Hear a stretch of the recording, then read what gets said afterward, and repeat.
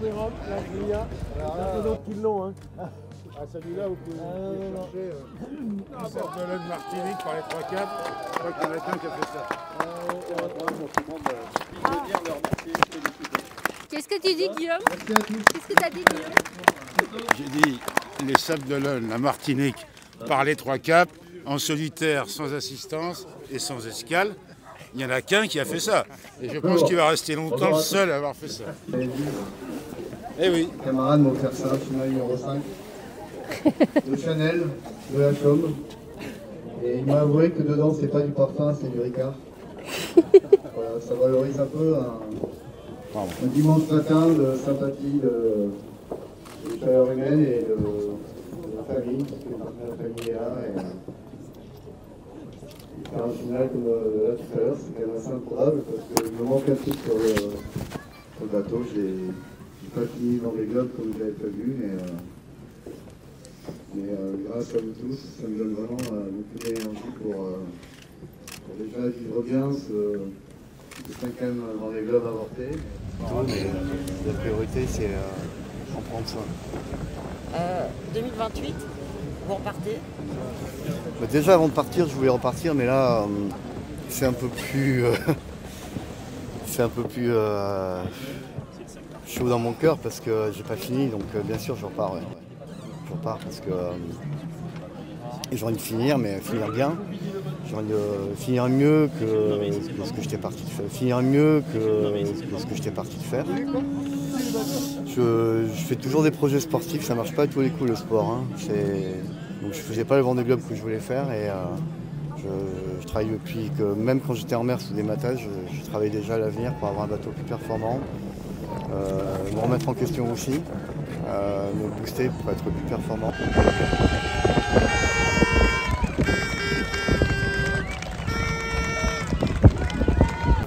Ça me blesse aussi, mais on va se remettre en état, on va vivre d'autres aventures avec un autre futur bateau, mais la priorité c'est en prendre soin. Me remettre en question aussi, me booster pour être plus performant et voilà donc oui je repars pour 2028. Ouais. Enfin quand vous voyez tout ce monde, vous n'avez pas gagné, vous n'avez pas fini, mais vous avez quand même bien conscience d'être un perdant magnifique. Ouais c'est hyper touchant, ouais. C'est incroyable parce que je dis ma vie est improbable.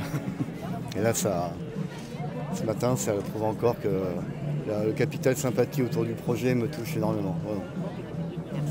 On parle beaucoup du dématage, mais c'est ce qui a été souligné tout à l'heure. Il y a qu'en 91% de la course de fête. Bah oui, c'est... Plus après le Cap Horn, souvent on te dit le plus dur est fait. C'est vrai, mais au final, être en mer, c'est toujours exigeant et c'est toujours dur. Je l'ai maté dans l'altitude du Cap Vert, il restait moins de 10% à faire et pourtant j'ai dématé et j'ai pas fini. C'est une belle leçon de vie aussi, ça prouve que ça valorise les 4 Vendée Globe que j'ai fini. C'est vrai ou pas que tu prépares le Vendée Globe? Oui, alors j'attendais que tu reviennes pour accélérer un peu l'entraînement. Je suis un peu à la bourre, il ne me reste plus que 4 ans. Mais j'ai déjà le soutien du président du Vendée Globe, donc c'est un bon début. Non, je voulais juste te dire, j'avais prévu de te dire des trucs, mais en fait j'ai été un peu cueilli par l'émotion de ce chenal. Parce que le chenal, il n'est jamais vraiment différent, mais c'est jamais le même. Quand les marins reviennent, c'est jamais la même histoire, c'est jamais le même soleil, c'est jamais la même ambiance.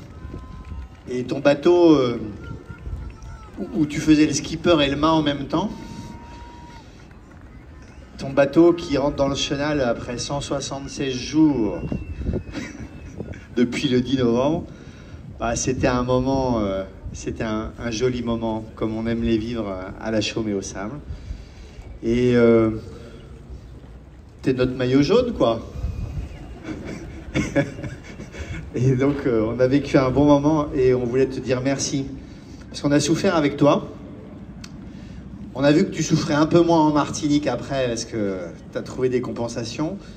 Mais on a souffert avec toi et on avait envie de vivre ce moment-là. Donc, merci d'avoir accepté... le jeu de la remontée du chenal, même sans mât, même sans quille, même en frôlant, d'ailleurs, c'est le seul à l'avoir fait, ça frôlait la grande jetée Moi j'ai eu peur, j'ai cru que tu allais faire une Sam Davis, tu sais, plantée sur le sable. Et c'était une ambiance vraiment belle, quoi. Simple, à ton image.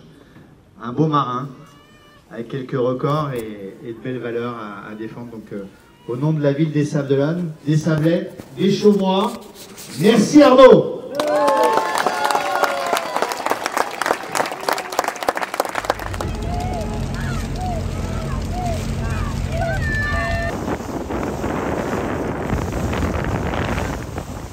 Dématé. Je vous raconte plus l'histoire du bateau de l'ami Caline d'Arnaud Boissière. Il a dématé dans son 5e Vendée Globe consécutif, juste tout près d'être retourné à la maison et d'achever un rêve. Ben, c'est comme ça, c'est la vie. Il est passé par la Martinique aujourd'hui, il amène son bateau au Sable d'Olonne et on va le suivre à partir de maintenant pour sa remontée du chenal. Allez, on y va. Je vais peut-être faire 3 vidéos d'ailleurs, je vais faire quelques petits bouts de vidéos pour ne pas faire trop long. On y va. Venu l'accompagner pour le retour de son bateau à la maison. Et puis nous, on a un pilote pas super. On a un pilote aujourd'hui pas super funky. Donc on va voir comment il va pouvoir se glisser. Alors, hop.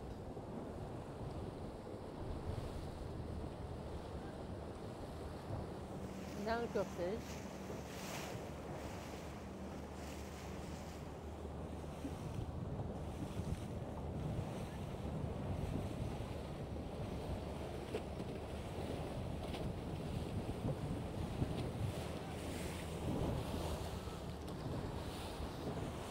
Alors comme je vous disais tout à l'heure, moi j'ai déjà été en contact, en lien avec Loïc Lepage, notamment par téléphone lorsqu'il avait dématé dans les mers du Sud. Je sais ce que veut dire un dématage, on le sait tous, mais c'est la première fois que je vois de si près un bateau dématé. Et pour tout vous dire, je n'avais même pas compris qu'il allait venir, que le bateau en fait était toujours dématé. Il le ramène donc, le bateau est rentré en cargo évidemment depuis la Martinique. Et donc aujourd'hui il rentre à la maison. Je pense que tout à l'heure, bon, c'est vrai que la météo n'est pas celle qui était annoncée. Là, on voit Arnaud qui répond aux questions de Franck Aubert. Franck Aubert qui est vidéographe professionnel, comme vous le savez, tout le monde le connaît au Sable d'Olonne, qui est aussi un ami et je crois bénévole pour la team d'Arnaud Boissière depuis bien longtemps. Il fait des photos et des vidéos absolument fantastiques. Donc je suis certaine que la vidéo que nous allons voir après, qu'Arnaud postera sur ses réseaux, sera géniale. Bon, la lumière pour la mienne de vidéo n'est pas la plus belle qu'on ait. On a cette espèce de brouillard depuis ce matin, alors qu'hier, il y avait un temps superbe. Alors je devrais, pour faire les choses bien, je devrais vous raconter toute l'histoire de ce Vendée Globe d'Arnaud. Mais vous savez quoi? J'ai même pas envie parce que je vous l'ai raconté ici tellement de fois. Il suffit d'aller dans les vidéos. Ce matin, j'ai plus envie qu'on regarde, qu'on admire.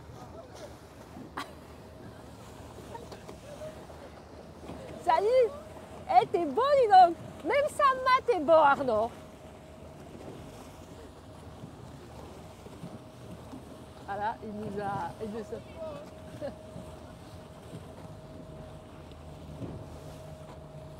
Donc je vous disais qu'aujourd'hui j'avais surtout là, on a vu Bernard Gergaud et Guillaume Ozer, le meilleur des pilotes de semi-rigide, et Bernard Gergaud qui fait des photos au Sable d'Olonne. Je parle de toi qui fait des photos au Sable d'Olonne depuis 30 ans, de toutes les courses ici, et des photos bénévolement en plus.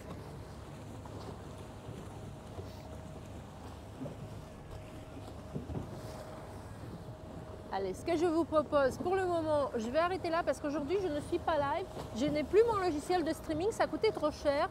Donc j'ai renoncé à l'abonnement. Mais du coup, je vais poster cette vidéo et puis après, j'en refais une autre dans le chenal, peut-être. Ce serait peut-être mieux. On va faire ça. Pour au moins l'arrivée dans une partie du chenal. T'es heureux?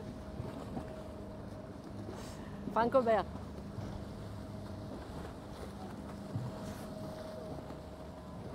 Je crois que c'est le fils aîné d'Arnaud. Je ne vois pas très bien.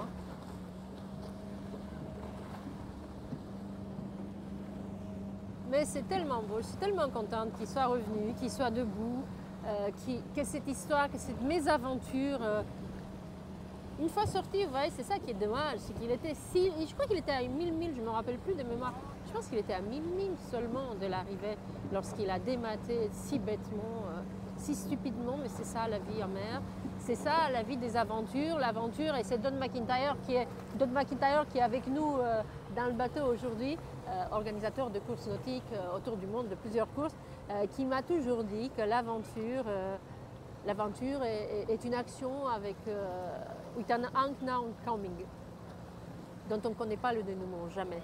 Et même quand c'est simple, même quand c'est le 5e, même quand on est presque arrivé, qu'on est sorti du gros des soucis, et bien même là, on peut démater pour des raisons plus ou moins connues, plus ou moins inconnues. Et dites-vous bien que plus qu'un serait sans doute cassé de voir un truc pareil. Et je trouve que Arnaud, il a très bien géré ça. Et le fait qu'il aille à Martinique, qu'il fasse la fête avec ses potes, qu'il revienne au Sable d'Olonne, qu'il fasse la fête avec ses potes et qu'aujourd'hui il nous ramène le bateau ici au Sable d'Olonne pour faire la fête avec nous et pour que nous aussi lui disions combien on l'aime, combien on est fiers de lui, combien on admire sa façon de ne pas changer. Parce que s'il y a une chose qui n'a pas changé chez Arnaud, il y en a sans doute plein qui ont changé et plein qui n'ont pas changé. Mais il y en a une qui n'a pas changé, c'est sûr. C'est qu'Arnaud, malgré la célébrité des Vendée Globe, vous avez vu, ils deviennent des rockstars après un Vendée Globe. Il en a fait 4, c'était son 5e. Il n'a jamais changé. Il est resté ici, dans le port des Sables d'Olonne, le bon gars sympa, qui aime la fête, qui aime les gens, qui aime le partage.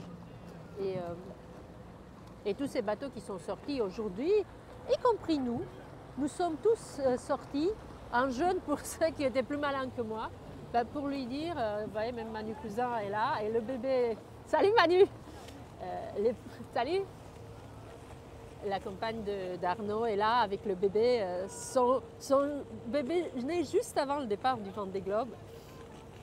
Ils sont dans le bateau de Manu Cousin. Et puis voilà, tous les autres autour, si on est tous venus là, c'est parce qu'Arnaud, on l'aime. Voilà pourquoi.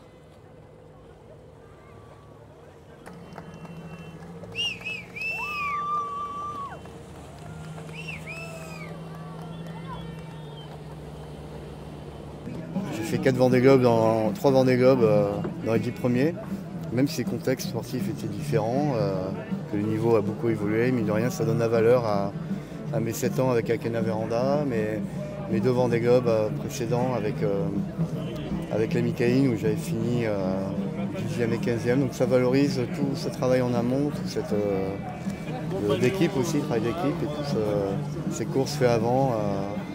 Faire ces Vendée Globe là, donc ce 5e là n'est pas fini mais c'est à charge de revanche. C'était quoi ce dématage en 2 mots? C'est passé quoi à ce moment-là?